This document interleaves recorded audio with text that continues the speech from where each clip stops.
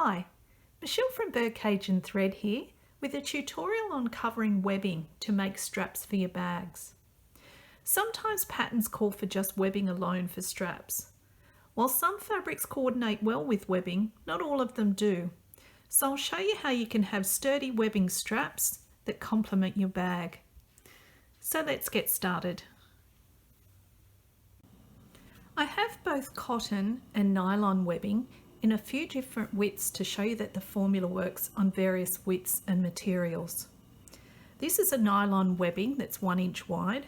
This is a cotton webbing that's also 1 inch wide. This is a cotton webbing that's 1.5 inches wide, and this is a nylon webbing which is 2 inches wide. The formula works the same whether you have 1 inch wide or 2 inch wide webbing. So to work out the width to cut your fabric, you'll need to measure the width of your webbing. So this is 1 inch, then you double that, add 2 seam allowances plus 1/4 inch.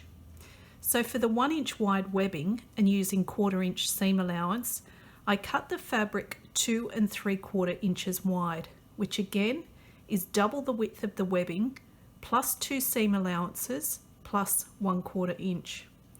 The reason for the extra 1/4 inch is to allow for the thickness of the webbing and also turn of cloth effect at the seams. If you're unfamiliar with the term turn of cloth, it simply refers to the extra fabric that is taken up when the fabric is turned at the seam. To work out the length, you cut the fabric to match the length of your webbing if your strap ends are going to be sewn into a seam. If your straps require a finished end, just cut the fabric 1/2 inch longer for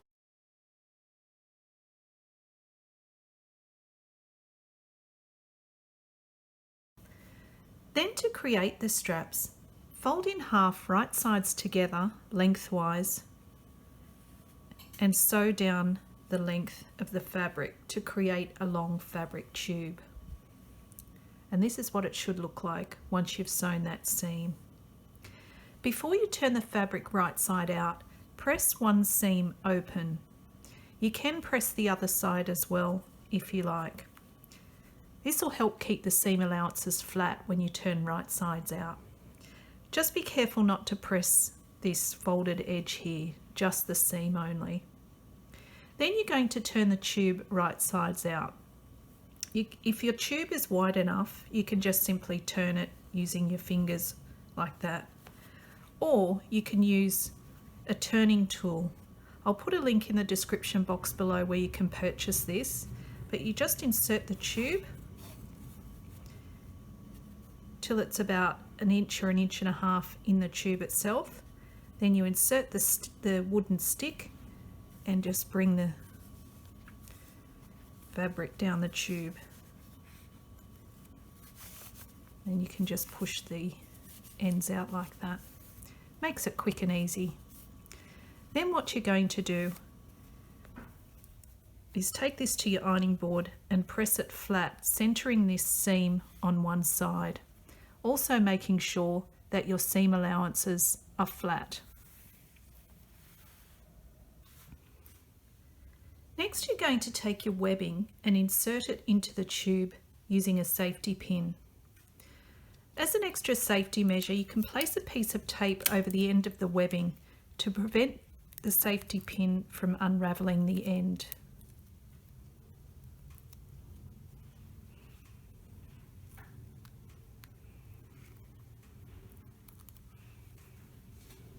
Then you can just trim off the excess tape.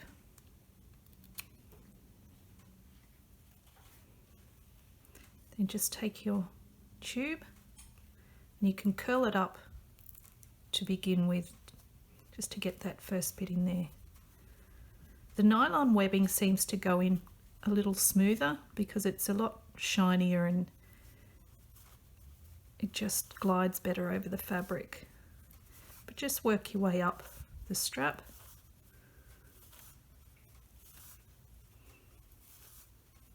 And this is the 1 inch nylon webbing. And I've made this one a little shorter as I'm going to demonstrate if you've got a if you want a finished end on your strap.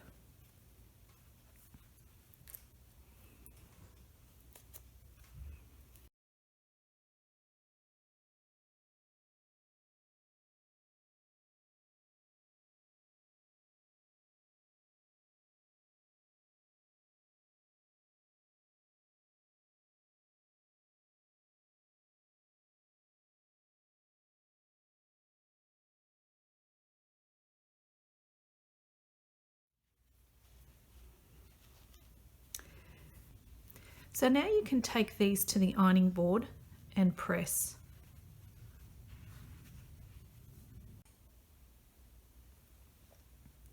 If you're finishing one or both ends, you're going to tuck the ends of the fabric over the webbing, or you're going to at least tuck one over. So you can see here that there's a seam allowance this side and no seam allowance this side. So the flat side without the seam allowance, you're going to tuck it over the webbing. You can see that's tucked down in there. You can use the seam ripper to help you manipulate that fabric down in there. Next, you're going to fold this other side just down over itself on the inside like that. And again, you can use the dull side of your seam ripper to push and manipulate that fabric where you need it to go. Or you can use your fingers to roll backwards and forwards where you want that fabric to be. And that's how you finish the end. That's the nylon 1-inch webbing, and I'll repeat the same with the cotton 1.5-inch wide webbing. So it's the same process. Take the side that doesn't have the seam allowance and tuck it over the end of the webbing. Then you're going to fold the seam allowance side on itself, tuck the raw ends under.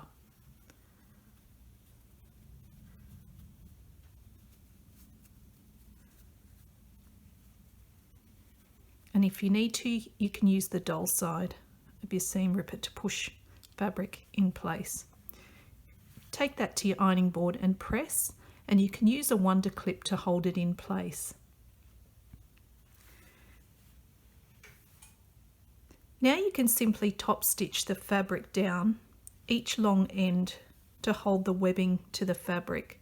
The width from the edge is totally up to you, and how many lines of stitching you do, again, that's personal preference.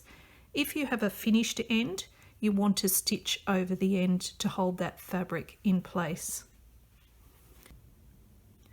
So these are the straps top stitched. This is the nylon 1-inch wide with the finished end. This is the cotton 1-inch wide with the raw ends, and I've top stitched 4 lines of top stitching, 1 very close to the edge either side and 2 in the center. This one is the cotton 1.5-inch wide webbing with a finished end, and lastly the nylon 2-inch wide, and I've double top stitched down each side, and that has the raw ends.